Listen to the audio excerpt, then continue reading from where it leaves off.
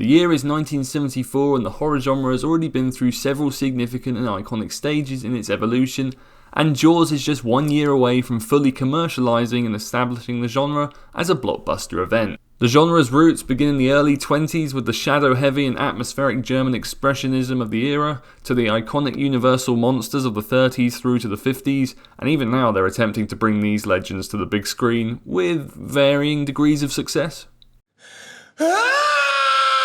The 60s landed with Hitchcock's masterpiece Psycho, which was arguably ground zero of the modern slasher film, and 8 years later, George Romero rose the zombie genre up from the grave with his hugely influential Night of the Living Dead. However, no one was prepared for the gritty, grotesque, disturbing, real-life inspired nightmare that was the Texas Chain Saw Massacre. After you stop screaming, you'll start talking about it. However, before I geek off about a few of the iconic scenes, here's a little personal history lesson of my relationship with the film.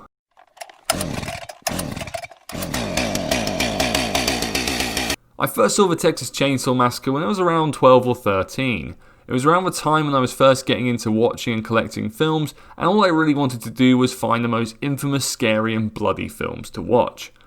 My main focus was watching the big four of the slasher genre: the Texas Chain Saw Massacre, Halloween, Friday the 13th, and A Nightmare on Elm Street. Something about the Texas Chain Saw Massacre always stood out to me aside from the others. I think as a kid it was knowing there was some sort of real life inspiration to the story and how brutal the whole film seemed in its presentation. I remember finding the DVD of the original in a second-hand store or charity shop, buying it and hiding it away from my other films so my parents didn't see it. The DVD cover itself was intimidating. As you can see in the picture, it just features the bloody chainsaw, the basic red and black bold colour scheme, with a quote on the bottom stating, "If ever a film should be banned, it should be this." I finally got around to watching the film a few days later, and I liked it. However, I was also a bit disappointed. As mentioned, as a teen, all I wanted from horror movies, and most movies in general, was as much blood and gore as possible, but what the hell did I know then? I think as well, all my research on the film had taken my anticipation to a whole new level that I don't think the film would ever have reached. That being said, as I've grown up, explored a variety of genres, and my knowledge of the filmmaking craft and writing and appreciation of it has grown, the Texas Chain Saw Massacre is a film I love each time I watch it even more than the previous watch. The first 5 minutes alone are more unnerving and fear-inducing than basically anything the Conjuring universe, the myriad of terrible Netflix originals, and several other actual good horror features could ever dream of achieving. I'll just let a section of it play and I guarantee that's all you'll need to be immersed in the film and know exactly what the tone and attitude of the film is. It is believed that the indictment is only one of a series to be handed down as a result of a special grand jury investigation. Grave robbing in Texas is this hour's top news story. An informant led officers of the Muerto County Sheriff's Department to a cemetery just outside the small rural Texas community of Newt early this morning. Officers there discovered what appeared to be a grisly work of art, the remains of a badly decomposed body wired to a large monument. Still chilling, isn't it? The blinding camera flash and ear-stabbing sound effect before the grotesque, worn various body parts appear on screen, accompanied by distorted, anxious breathing. The report in the background describes the murders, and the first whole shot, when the camera pulls back, reveals the mangled, dissolved and graphic look of a corpse holding a head in a cemetery. Truly menacing stuff. The iconic narration describing the murders, enhancing the realism and giving the story an instantly authentic documentary style is very effective, and it sets the mood for the following 83 minutes perfectly.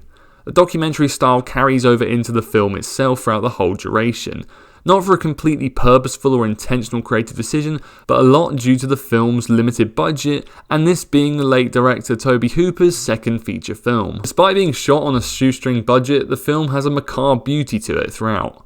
A lot of this has to do with the usage and unavoidance of natural light.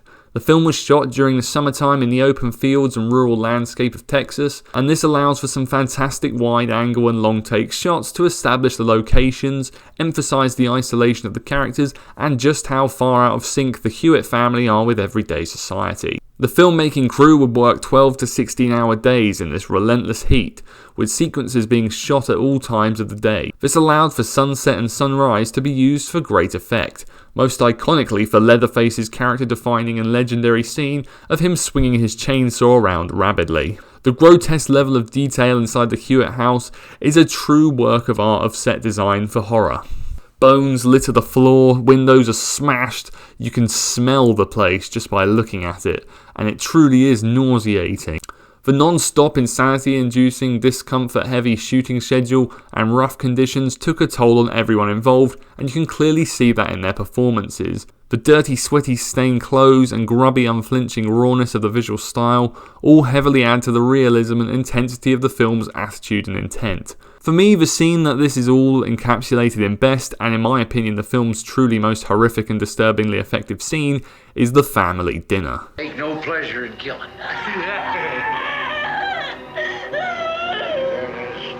Just some things you gotta do. Don't mean you have to like it. Oh, please. Please.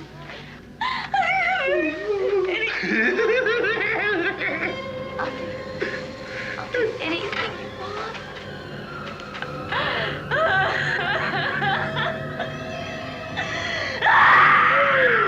Switching daytime open spaces and large stretches of naturally lit rural countryside for grueling, claustrophobic, terrifyingly unpredictable, sadistic psychological torture is far more impactful than any bloody decapitation or gunshot to the head.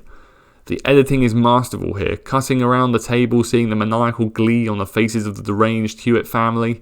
However, it is the ultra close-ups of Sally's chaotic yet bright and bold emerald green eye surveying what is most likely going to be the last thing she sees before she dies that truly encompasses the word fear. Alongside this is the barrage of cackling, distressed animal screeches, ear-bursting screams of terror that really throw you into the situation and the mindset of everyone on screen. Nothing the franchise has ever done since has reached near the level of intensity, ferocity and originality of the first film. Attempting a wholly different genre with the comedic ridiculousness of the Texas Chain Saw Massacre 2, forgettable third installment with Leatherface, the Texas Chain Saw Massacre 3, the complete and utterly bonkers mess that is the next generation,